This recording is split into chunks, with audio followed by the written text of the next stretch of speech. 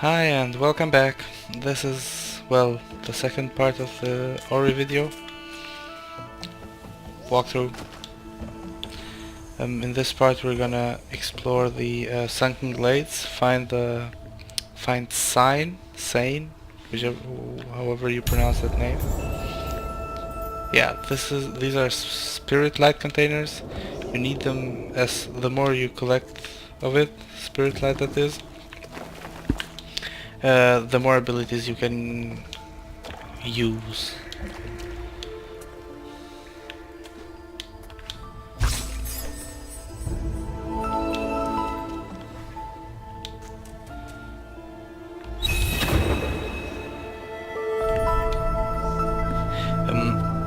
Just so, well, you know, before you watch the entire series, this will be, well, there will be a lot of backtracking in this walkthrough, as there has to be.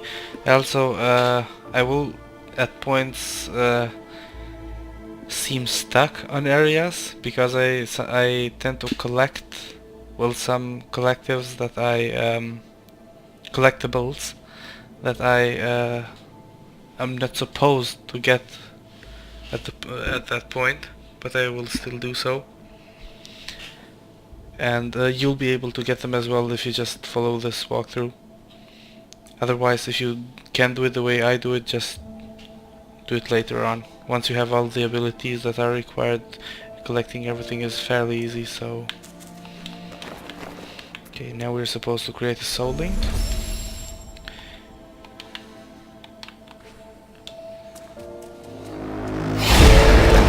Enemy appears and disappears just like that.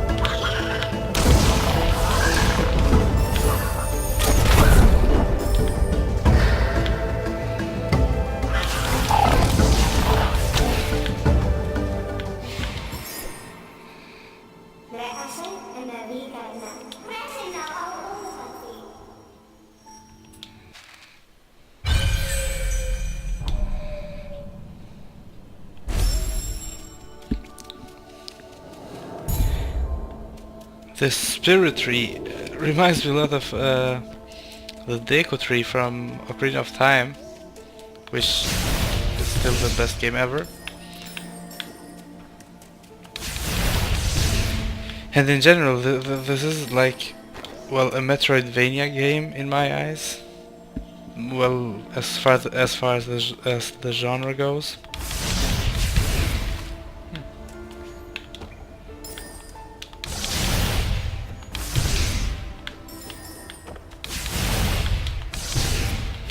But it still has these temple elements, sort of, just like Zelda, which I like a lot.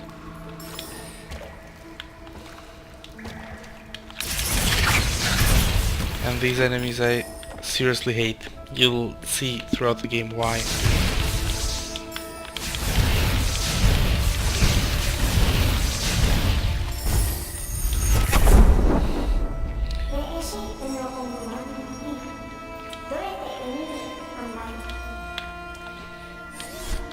Here we can save and replenish our energy, as well as these blue orbs, energy cells they are, I think. That orb in the top right, you can see that is an ability point. We're not able to collect that as of now, but we will later on. speaking of abilities, let me just use my 2 ability points and show you the ability tree. Well, first of all, I think the middle branch and the right branch are more useful than the attacking branch, because with the right branch you get the abilities such as to breathe underwater or triple jump, which are incredibly helpful, whereas with the middle tree, the branch, you get the ability to see hidden objects on the map, and you also get the spirit magnet, which causes everything to come right at you. Everything that heals you or replenishes your energy or whatnot. And whereas the attack branch, it's quite helpful to deal with enemies, obviously, but I think really you can defeat the enemies without having the best attacks. So this is why I tend to do these these 2 first, at least up until here, where you can buy everything that requires only 1 point. As you can see, this one requires 2 points, so I tend to finish these first, these 5, and then do the attack tree, also those that require 1 point, and then proceed just like that.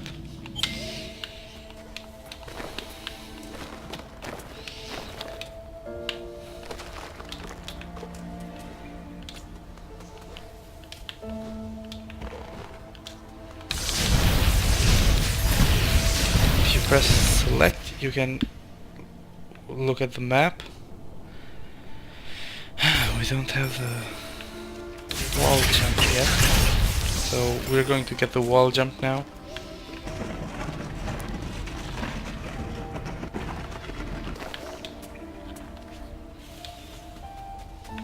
These artifacts you will encounter throughout the game. You always need like 2 or 4 to open certain gates. In this case it's 2.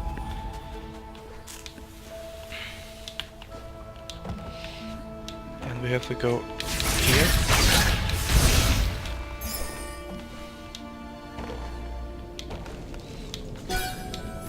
And there we have him.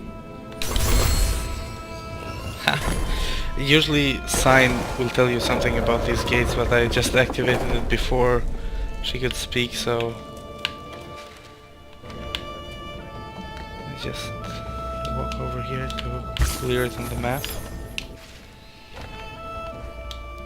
Yeah, 100% means that we will get every possible item, and also explore 100% of the map, so you won't really be missing anything. Let me tell you right now though, I think this is a mistake in the game, or maybe a glitch or whatnot, but when we come to map markers, there is one missing in the game. There are more places where you can put the map markers in than there are actual map markers. I have looked everywhere. I also have completed the game 3 or 4 times now, 100%, but still have never found that one map marker I missed. So I just choose on the second temple, I choose to not use my map marker, as it is as the map is fairly obvious to follow.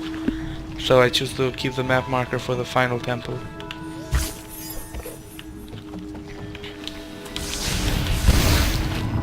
So if you, for instance, use all your map markers, and at the final temple you realize, oh, I don't have the last map marker, it probably isn't your fault.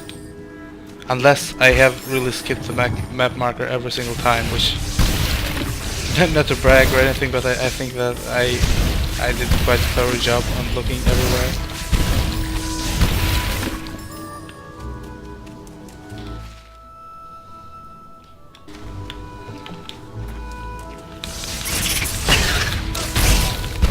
I hate these enemies. They always hit me with their freaking spikes.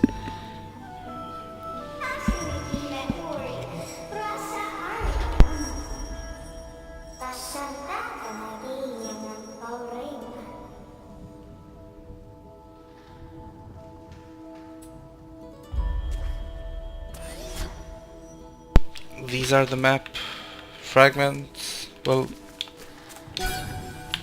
yeah, this is where you can place this is map stone fragments. And as I said, there's I think one more place than fragments themselves.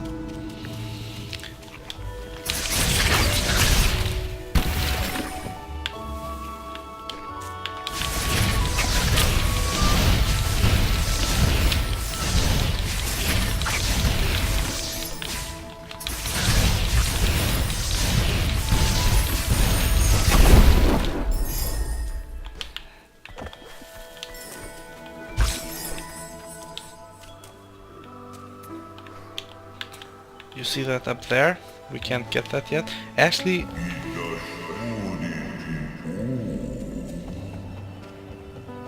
just a sec.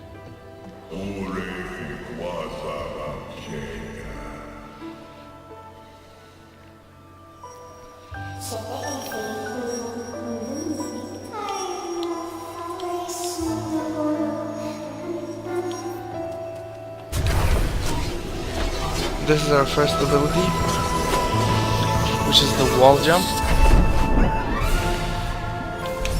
So now we're able to scale walls. Let me tell you something right off the bat. I keep using that phrase way too often.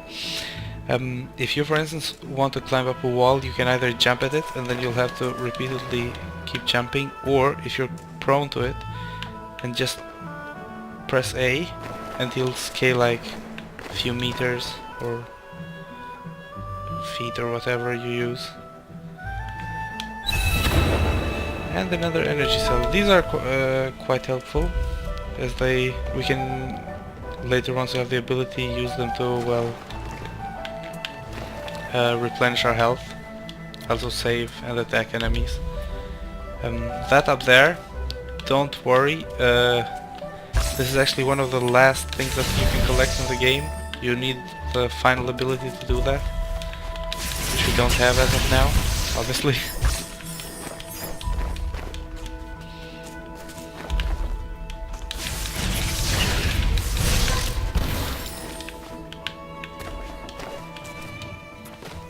Also, I will do some farming throughout the walkthrough, so we can use the abilities sooner. After all, the sooner the better, right? And in general, that will make things easier. Up there, you see a map marker, map stone fragment, whatever you want to call them.